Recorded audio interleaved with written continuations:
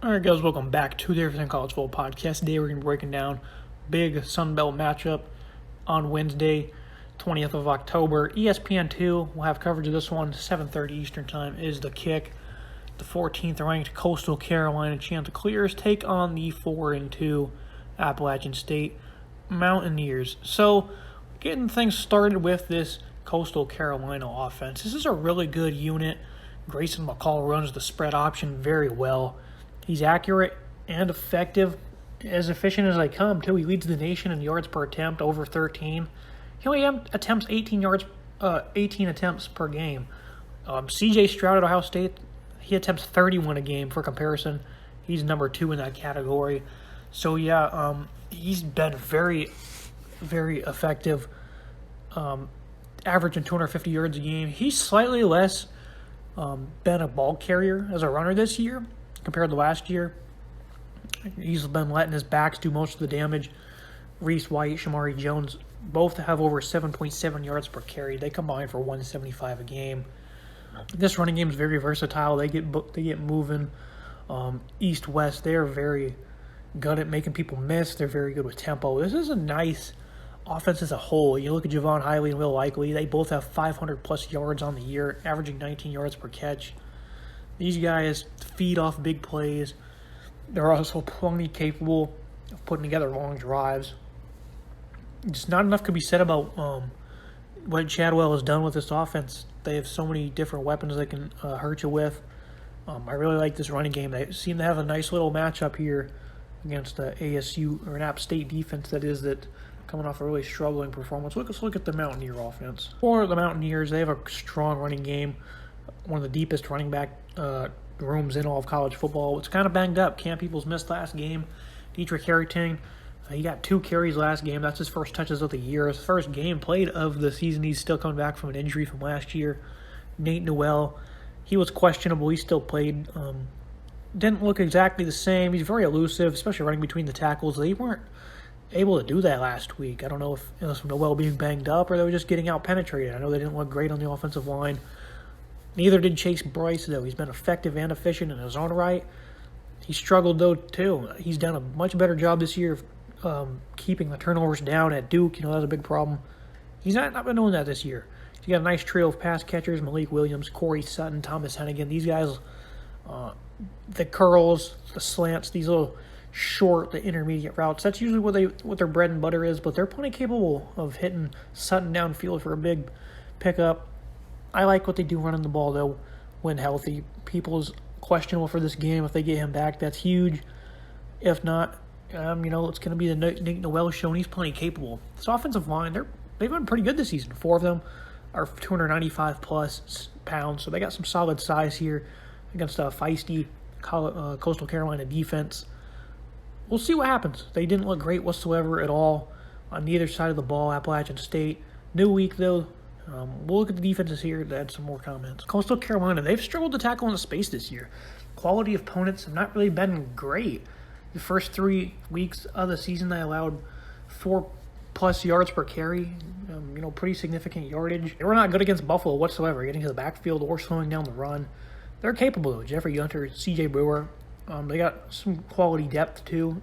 Stout defensive line, I would say, because these guys are playmakers. Cialis Kelly, Teddy Gallagher, our linebacker, they're going to need to be instrumental in filling gaps, closing against this phenomenal running game. Because Nate Noel, he can hit a hole and then boom, plants his foot and he's gone into another one. So they have to be instrumental in pursuit. Not an easy matchup because I think the jury's still out in the defense. It's been a couple of weeks. The last 3 weeks, they have not played good opponents whatsoever. They did very well against Arkansas State, though. Their passing game's solid, but they had UMass, ULM, not good offenses at all, so I'm not really convinced by anything I saw in those contests. It was nice, though, to see them perform the way they did against the Red Wolves. They're third in pass defense, the Chanticleers are, and they held those guys kind of in check. That's their best qualities, their passing attack. They don't really have a lot of playmaking in the secondary, only 2 picks. Again, the quality of opponents have just not been great. They could come out here and get absolutely blasted in the secondary. Kansas had 20-plus points. They had plenty of good plays in the open field. That's been one of their biggest issues is tackling in space. How will they do against the quality of opponent here? I'm just not sure. Their schedule we knew coming into the year was not very tough, and this game right here is going to be one of their tougher ones.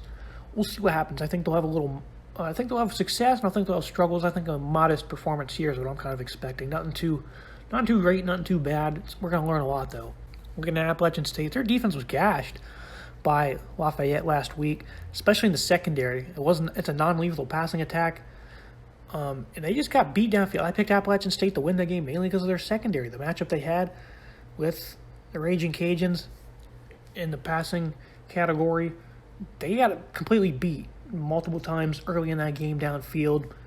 And then the running game got going. It wasn't a product of the run and then play action. That wasn't the case whatsoever because they ran for 250 yards on the Mountaineers.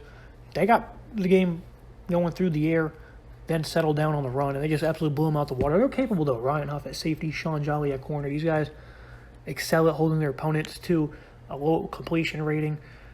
They usually don't give up big plays, and they weren't getting beat per se, but they were just losing matchups to receivers making good plays. Individual efforts was the biggest issue for them. They're plenty capable of winning those matchups, though. They kind of lack an edge presence. Other than Nick Hampton, Demetrius Taylor, those are their only real pass rushers. DeMarco Jackson does lead the team in sacks and tackles for loss from his inside linebacker position. He's a premier playmaker for them. They need to be more consistent off the edge, though. They themselves were terrible against the run. They couldn't fill gaps, tackle. Even bigger test here. These guys at Appalachian State pride themselves on discipline. And they didn't have that last week whatsoever against the pass, against the run. On offense, they were not very good. It was just a complete disastrous performance from Appalachian State. I expect them to be much better this time around. How will they do against this versatile attack that can spread it out and run and throw? It remains to be seen, but they're certainly going to have a nice little game plan in place. I think this defense is going to have a kind of a revengeful performance considering how they played last week. Keys to the game and prediction, I think Appalachian State, they need to penetrate, get Grayson McCall off his base, make these backs make some plays in the backfield. You can't give them a lot of space because that's what they want to do. They want to spread you out. They want to get you moving east-west. And if you don't make it hard on them, they're going to make it hard on you. That's just what they do. They have talent that can do that. They just have to be ferocious, disruptive, make it tough on this offense to move because they're really good. For Coastal Carolina, it's tackle in space. You're playing a great group of running backs. Cameron Peoples, I would expect him to play in this game since he missed the last two games. And that was their biggest problem against Buffalo, Kansas. Will that translate weeks later to this game? I'm not sure because the quality of opponents, again, has not been terrific. You've given them a good opportunity to work on some things, but that's what they need to do is be able to bring these backs down. They excel at running that zone run right through the tackles. It's tough to contain, so we'll see if they can do that. My pick for the game, I'm going to take Coastal Carolina 42-30 in a high-scoring contest. I think the App State defense will play much better, though. I really do. Even with that said, though, I still think they give up a good amount of points because this offense is just really good right now.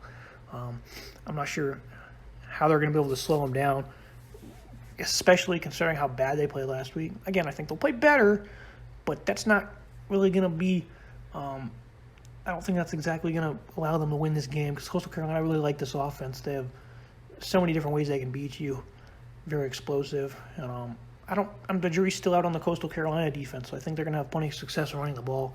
I see it being a higher scoring contest than many think. I could be completely wrong being at home.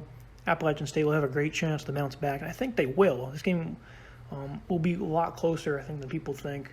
I do see the chance of Clears pulling away late by a score of 42-30.